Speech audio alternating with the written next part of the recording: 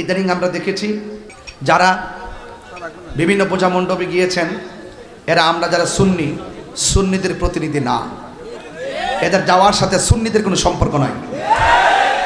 আবার মাথায় পাগড়ি টুপি দেখে আবার চালাই দিয়ে না যে এটা সবার অভিমত, আমরা তার সাথে দ্বিমত পোষণ করি।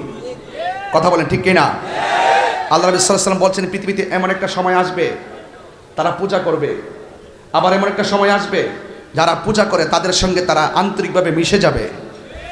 এই রাসূল করিম সাল্লাল্লাহু আলাইহি ওয়াসাল্লামের তিনি যে গায়েবের খবর দেনেওয়ালা, আজকে এই মোল্লা মুন্সি কিছু টুপিওয়ালা দাড়িওয়ালাদের কারণে আজকে তারা বিভিন্ন ধরনের ভাইব নেওয়ার জন্যে, বিভিন্ন এজেন্ডা বাস্তবায়ন করার জন্য তারা একাকার হয়ে যাচ্ছে।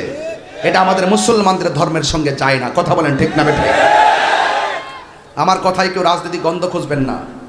আমি বলছি, যারা গিয়েছে, যারা বলে রোজা আর পূজা একই কথা, রোজা আর পূজা মুদ্রার এপিট ওপিট, এটা সম্পূর্ণ কোরআন সুন্নাহর সাথে সাংঘর্ষিক কথা। কথা বলেন ঠিক কিনা বলেন?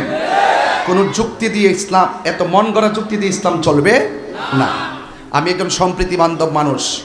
বহুত হিন্দু আমাকে স্টেজে এসে আমাকে মালা দিয়ে যায়, দেয়া যায় কিনা বলেন? বরং আপনি যখন মাথায় টুপি লাগিয়ে পাগড়ি লাগিয়ে স্টেজ সাজিয়ে যখন পিছনে মন্দির নিয়ে যখন আপনি সেখানে বসে বসে যখন আপনি তাদেরকে বিভিন্ন দিক নির্দেশনা দিবেন, বরং তারা যে ধর্মটা পালন করে তাদের ধর্ম পালনের স্বাধীনতা আঘাত আসে। কথা বলেন ঠিক কিনা?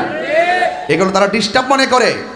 আপনি হয়তো জানেন না, কোনো এক সময় এই পাগড়ি দলিল হিসাবে এক শ্রেণী ব্যবহার করবে। দেখো তাহির হুজুর বিরোধিতা করে, ওই মৌলবীরা এসে আমাদের এখানে বসছে, কোনো ফতোয়াবাজি নাই। দেখবেন শেষ পর্যন্ত ইসলামটা একটা ভাগাভাগির মধ্যে চলে যাবে। কথা বলেন ঠিক না বেঠে? তো এই কাজগুলো কারা করছে তাদেরকে একটু অনুরোধ করব, আল্লাহর ওয়াস্তে পুরা মুসলমানদের জিম্মাদারিত্ব আর ইসলামের জিম্মাদারিত্ব আপনাদের কাছে লিজ দেয় নাই যে আপনারা যা মন চাইবে তাই করবেন। এ ব্যাপারে আপনাদেরকে সতর্ক থাকতে হবে। ঠিক কিনা বলেন? আর আপনি যদি সতর্ক থাকতে চান তাহলে আপনাকে আল্লাহর ওলিদের দরবারে যেতে হবে। 360 আউলিয়ার এই বাবা শাহজালাল ইয়ামানী রহমতুল্লাহের জমিনের মানুষ আপনারা। এদেশে ইসলামের ছেলে আল্লাহর অলিগণ, সে আল্লাহর অলিদের দেশে আল্লাহর অলিদের নীতিমালা অনুযায়ী চলবে।